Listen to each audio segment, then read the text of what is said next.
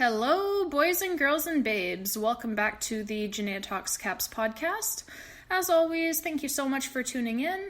Today's podcast episode is going to have an overwhelmingly positive vibe to it, and that's because the Caps have been playing overwhelmingly positive hockey lately.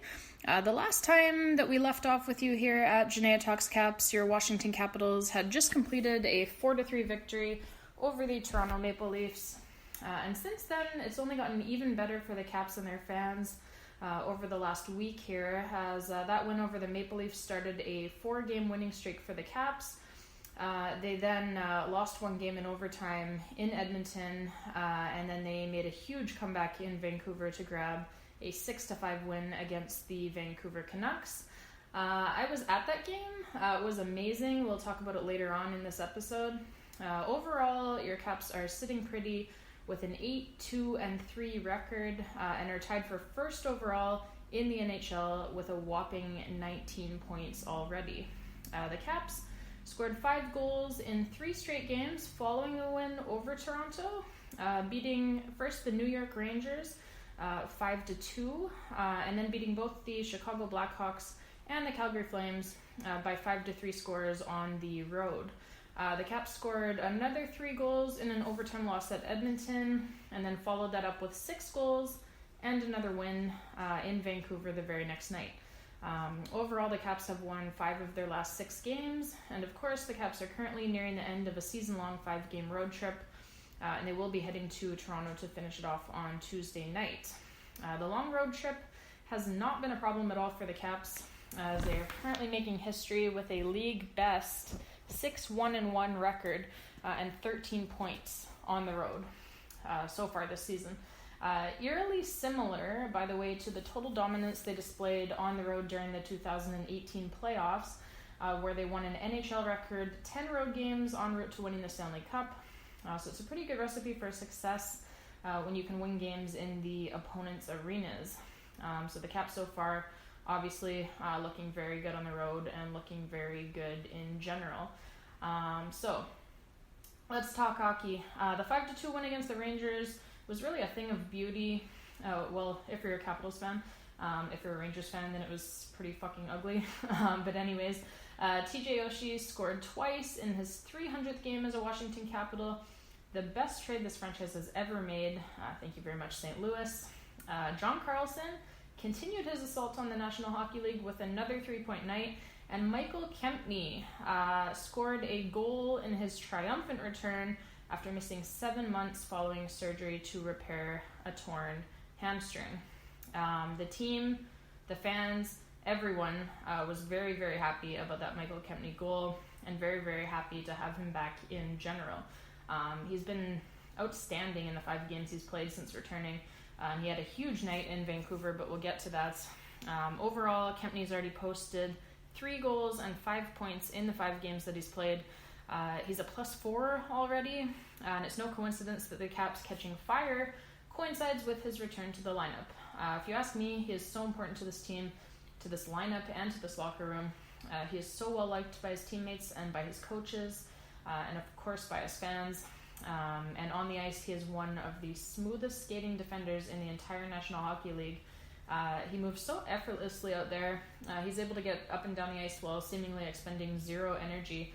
And that really, it allows him to get up in the attack and join in on the offense without sacrificing anything on defense, because he always has enough time with his really supreme skating to get back on defense before the opposition gets any sort of a real chance at the Caps' net. And that was something to worry about coming off of a gruesome hamstring injury, was just, is it going to affect his skating in any sort of a negative way when he is able to return? Because his skating is one of the things that really separates him from other defensemen in the league. So it was a real concern, I think, coming off of that type of injury, was how would he look when he does get back? But now, 5 games in and playing a ton of minutes once again, he certainly looks no worse for wear after what was guaranteed to be a tough surgery and ensuing recovery process. And so that's great news, obviously, for the Caps. In general, Michael Kempny, he's just so good defensively as well. And he has a bit of bite to him too. He protects his goalie. He'll always stand up for his teammates. And he's just one of those guys who makes a huge impact by being out there on the ice.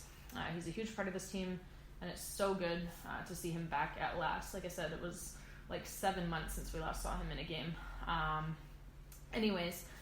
Overall, the game against the Rangers was yet another game this season in which the Caps outshot their opponents, 34-28 this time. And the Caps also continued their hot play on the power play, going 2 for 4 or 50%. These things, as we talked about at length in the previous episode, they're all becoming patterns for the Caps this season, and that is all very good news if you're hoping to see another Stanley Cup in the near future. Lots of good signs so far as the Caps are concerned. Moving along to the game in Chicago, TJ Oshie scored again. Fourth line center Nick Dowd, he scored a goal for the second straight game. This time it was while the Caps were shorthanded, much to the dismay of the displeased United Center crowd. The Caps actually went 1 for 1. 100% on their power play in this game. Well, the Blackhawks got 5 chances on their power play, but they went 0 for 5 and gave up a shorthanded goal. So their fans were less than impressed with their performance in this one.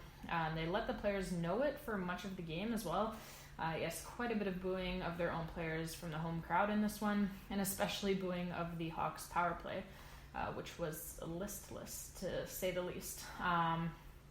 Anyway, that suited the Caps just fine, and they were laughing and having a good time on a Sunday fun day as they skated their way to a 5-3 win. Alex Ovechkin, Tom Wilson, and Lars Eller also scored in the game, and Braden Holtby made 41 saves for his second straight victory after taking a game off to regroup his mind and get back to basics. Something he's always been able to do very well anytime he's had a rough patch in years past. I told you he would be fine, and he is. We'll have more on that later. The Capitals also out-hit the Blackhawks 38-24 in the game, which again is becoming a pattern. The Caps currently sit top 10 in the league in hits, averaging 22.4 hits per game. And this is just the regular season. We've seen how they ratcheted up in the playoffs. So again, all very good signs for the Caps so far this season. And then we head to Calgary, where the Caps, like I mentioned, win by a 5-3 score for the second game in a row. It was similar to the last game in Chicago in a lot of other ways, other than just the score as well, as this game also featured goals by Alex Ovechkin and Tom Wilson, as well as another multi-point performance by John Carlson, who scored 2 goals in the game. Chandler Stevenson also scored for the Caps. And then in Edmonton, the Caps were seeking their 5th straight win, while the Oilers were seeking to remain undefeated at home. So this was guaranteed to be a good one. The Caps got off to a very strong start, taking a 3-1 lead through 40 minutes of play. Jakub Vrana scored his 4th goal of the season, and Alex Ovechkin scored his 8th and 9th goals of the season. He now has 667 goals for his career, also known as T-minus 227 until he catches Wayne Gretzky. The Oilers would ultimately tie the game on goals by Leon Draisaitl and Connor McDavid. Connor McDavid, he's aight. He's a pretty good player. And then they would win it in overtime on a 2-on-1 by McDavid and Draisaitl. Braden Holtby, he gave up 4 goals in the game, which went past regulation, but he did face 40 shots and really could not have stopped any of the goals other than the first one, which was scored by Darnell Nurse. But even that one, it did change direction on a deflection as well. Holtby, for his part, he made a number of huge saves in this game. And Holtby, overall, he has 3 wins and just the 1 overtime loss in the 4 games that he's played since getting that little bit of a break to reset himself. So his stat line over those most recent 4 games sees a save percentage well over 900. He saved 135 of the 147 shots that he's faced in those 4 games, for a save percentage hovering around 920, which is, much more in line, obviously, with what we're accustomed to seeing from the Holt Beast.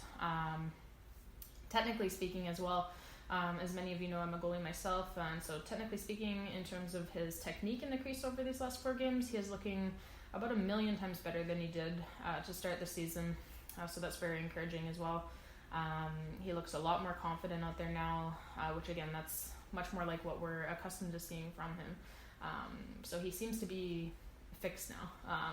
Now, let's talk the title of the episode, shall we? Johnny for Norris, which is obviously a hashtag across social media that Alex Ovechkin has coined. John Carlson has been nothing short of spectacular so far this season. We all knew that the guy could make plays. We all knew the guy could score, as he led all defensemen in the National Hockey League in scoring 2 seasons ago with 68 points. And he did finish 4th in scoring among NHL defensemen last season as well, with 70 points. So he's always kind of in that top 5. Again, like I said, 2 seasons ago, he led the entire National Hockey League as far as defensemen in scoring, 68 points, 70 points last season. But he's on pace for much more than that this season. So it should come as no surprise, really, that he's a very good player. We've seen that over the course of the last several seasons. He just seems to keep getting better and better. But like I said, so far this season, he is on pace to absolutely shatter his previous career highs. He's doing things that no defenseman has done in a very long time. JC74, he's on a whole other level this season. He currently leads the entire National Hockey League, not just defensemen, no, the entire National Hockey League, including forwards, in scoring with a whopping 21 points already. He's set a number of Capitals records and a number of NHL records as well already this season. He's doing things, like I said, that haven't been done since Bobby Orr was playing this beautiful game. In short, he's been an absolute beast. And Alex Ovechkin is absolutely right first for coining the Johnny for Norris hashtag, and then for correcting a reporter who asked him about John Carlson's performance. Ovi said basically, sorry, who? John Carlson? I don't know a John Carlson, I only know a John Norris. Yes, John Norris indeed. According to analysts everywhere, the league should just hand out the Norris Trophy for this season right now to John Carlson because it's not even going to be close. Doubtful, of course, that he can keep up this pace over the course of an 82-game season, but this mega hot start that he's gotten off to should be enough to keep him in the lead for the whole season, I would think. Among defensemen anyway. We all know probably most likely it's going to be a forward who wins the Art Ross Trophy, but as far as defensemen, John Carlson probably going to stay in the lead for the whole season. So Alex Ovechkin and John Carlson, by the way, were both riding 9-game point streaks heading into the game in Vancouver. So it goes without saying, but they've both been on fire. And yes, the game in Vancouver. This one was a beauty, folks. An instant classic, not just for the score, not just for the way it played out, but also for me personally, as I was in attendance in the front row and I got to shove a bunch of crow down the throats of the curiously yappy, couplets through 50 years of mediocrity Canucks fans. It was glorious. Ilya Samsonov, he got the start in net for the Caps, which proved to be problematic, at least through the first 40 minutes of this one. The Caps didn't really have a choice though, as again Braden Holtby had faced 40 shots in an overtime game in Edmonton the night before. The Caps in Vancouver were playing the latter half of a back-to-back, and you should remember that here as we talk about this game, because you would think with the Caps being on the second half of a back-to-back and having traveled the night before and arriving late into Vancouver, with the Canucks having had lots of rest and just waiting in Vancouver for the Caps to arrive, you would think that the Caps would be the team that should be tired by the time that the third period rolls around, right? Well, you would be wrong, but we'll get to that. First off, Evgeny Kuznetsov, he opened the scoring 3 minutes into the game, converting on a play by Jakub Vrana, who got the primary assist. Then it would get ugly for the next 37 minutes or so. The Canucks would score 5 straight goals, a number of them being pucks that rookie goalie Ilya Samsonov would likely want to have back. Samsonov was not great through the first 40 minutes of this game. And so Canucks fans, at this point, they were getting pretty lippy, which always seems just hilarious to me, because it's just so easy for us or for fans of any other team that has won the Stanley Cup to just fire back with, so how many cups do you guys have? To which, of course, Canucks fans can respond with absolutely nothing.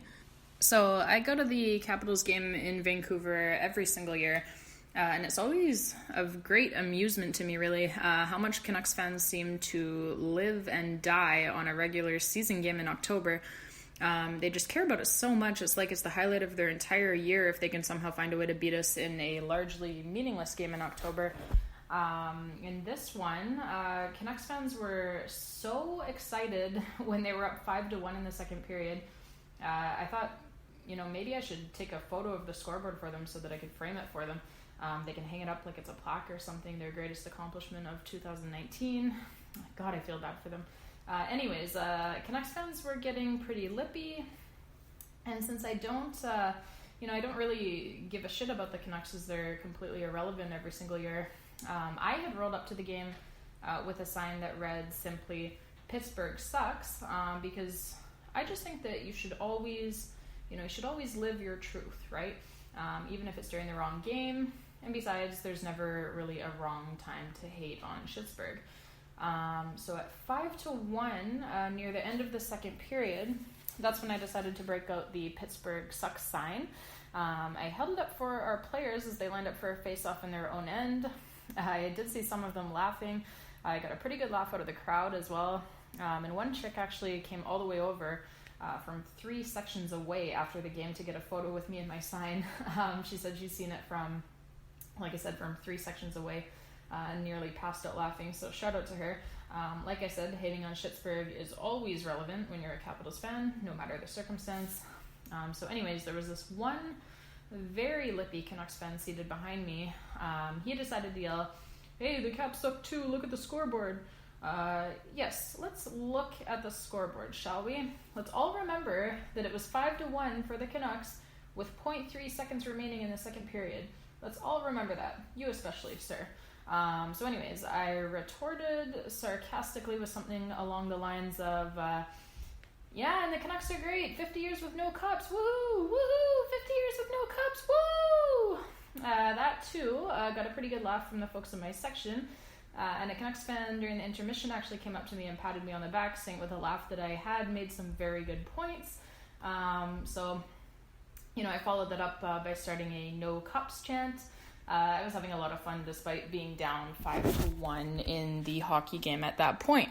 So anyways, this is all relevant because we all know what karma is, right? And karma would come back to bite this lippy Canucks fan hard in the ass on this gorgeous night inside of Rogers Arena. My Pittsburgh sucks sign was obviously the good luck charm, and it will be coming with me to every game from now on. So shortly after that Canucks fan had mouthed off to me, Evgeny Kuznetsov scored with 0.3 seconds remaining in the second period to make it a 5-2 game, and that goal would prove to be huge heading into the third period.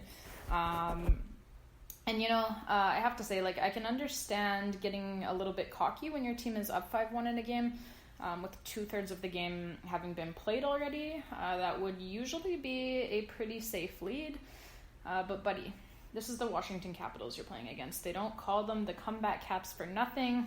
And right away in the third period, the Canucks would actually get a power play. It was their 5th power play of the game, by the way. The Caps had only 2. It mattered not, though, as the Caps would take control of the Canucks power play, with Lars Eller eventually scoring the shorthanded goal to make it a 5-3 game. So me, humble as I am, I turned around to give a nice stare to the Canucks fan who had been mouthing off earlier. He, at this point, he looked pretty nervous. He wouldn't even look at me. You could tell that he, along with the rest of the Canucks fans in attendance, and along with the Canucks players on the ice as well, they could feel it in the air that this was about to get real ugly for them. Now, with their lead being cut to just being a 2-goal lead, and with about 18 minutes still left to play against a high-powered Capitals offense. And they were right to be worried. So The Caps would keep the pressure on, with Michael Kempny scoring on a blast from the point exactly 3 minutes later to make it a 5-4 game. Caps fans in attendance, and there were a lot of us, were going absolutely nuts. It almost sounded like a home game for the away team. And at this point, you really just knew that the Caps were going to tie it. If I'm being honest, I felt that way when Kuznetsov scored with 0.3 seconds left in the second period to make it 5-2. I had the feeling at that point that we were going to tie it, but really, Kempny scores that goal and makes it 5-4, and you just knew it's on. So tie it they would, as defenseman Michael Kempny would get his first 2-goal game in his career, scoring back-to-back goals that looked almost identical to one another. His second goal of the game as well was a bomb from the point that cleanly beat Canucks goalie Jacob Markstrom. Kempny and the Caps were pumped, and so was I. At this point, it was a good time for me to once again turn around and give it to that prematurely yappy Canucks fan behind me. And this time I just simply turned around, looked right at him, and gave him the good old Austin Matthews goal celebration, which if you haven't seen it, is basically just, you do it in the most cocky way possible, just basically signaling a goal the way that a referee would. The fans around us were loving it, even though most of them were Canucks fans. Everybody loves a good chirp, right? I then asked him if he could please read the scoreboard to me, and he again would not even look at me, so it was pretty good. So we have a 5-5 tie, and it would stay that way to the end of the third period. We would need overtime, and by the way, to Ilya Samsonov's credit, he was, like I said, pretty damn bad through the first 40 minutes of the game, but he did make a couple of pretty big saves in the third period and in overtime, and of course eventually in the shootout, to preserve the comeback and what would ultimately become the win for the Capitals. So that's a credit to him. He made the saves when it mattered the most, while the much more experienced Jacob Markstrom at the other end crumbled, basically. So in overtime, the Caps were all over the Canucks, out shooting them 7-2 in the 5-minute overtime, but they could not convert. Missed the net a number of times as well, on some pretty good chances. So we go to a shootout. Ilya Samsonov makes the save on Brock Besser's shootout opening attempt. Then Caps shootout ace TJ Oshie would snipe past Markstrom for a goal and the 1-0 lead in the shootout. Elias Pettersson would then score for the Canucks. Kuznetsov, who had 2 goals in the game, he would be stopped by Markstrom. Tanner Pearson would be stopped by Samsonov. And then Nicklas Backstrom, a personal favorite of myself and of so many others, he would score on Markstrom to end it. Caps win. And listening to Canucks radio the next day, I really thought they hit the nail right on the head in terms of the Canucks' performance and ultimately the outcome of the game. They said basically that the Canucks got cocky near the end of the second period. They kind of, I guess you could say, they took it for granted that they were up 5-1 against a team that, yes, while the Caps were very tired from playing overtime and traveling the night before, even when tired, they're still a fantastic team, a Stanley Cup champion team. And the Canucks got cocky and they poked the bear, and you could see that they awoke something in the Capitals near the end of the second period. And the Caps, even when playing on little rest, even when tired, they can still kick your ass if they feel like they want to. And that's exactly what happened in the last 20 minutes of this game. Like Canucks radio said as well, the Canucks did not respect the Caps nearly enough heading into the third period, and it ended up costing them dearly. And for a Canucks team that needs, literally every point that they can scrounge for come the end of the season, versus a Caps team that is never lacking for points at the end of the season and could have easily afforded to go pointless in this one, that's got to hurt for the Vancouver Canucks. But the Caps are just that mean, I guess, and we love it. Overall, it was a historical comeback, and it was the type of win that can really galvanize a team even further moving forward, if that's even possible for a Capitals team that is already pretty damn galvanized. The Caps also, by the way, out-hit the Canucks 24-14 in the game, but that really comes as no surprise against a Canucks team that plays the game much the same way that you would expect a pack of Care Bears to do so. And for those wondering, the yappy Canucks fan sitting behind me at the conclusion of the shootout, I made a point to turn around as he walked by, shook his hand, and we shared a laugh, and I told him, they played a good game. Sportsmanship above all else. Next up, the Caps are in Toronto for the final game of their season-long road trip. That goes on Tuesday night. The Maple Leafs are off to a pretty rocky start to their season. There's even actually some talk around the league that head coach Mike Babcock could be fired, if you can believe that. Personally, I think that's just ridiculous. Babcock obviously is a legend and a great coach. Should be on guys like Austin Matthews, who's a bit of a fucking baby to get along with and listen to his coach, but that's none of my business. So anyways, hopefully it will be a good one in Toronto. Until next time, Caps fans, thank you so much for listening. Don't forget to subscribe to our podcast if you haven't already. Share us with your friends and with your family, and we'll be back with more for our next episode. Let's go, Caps!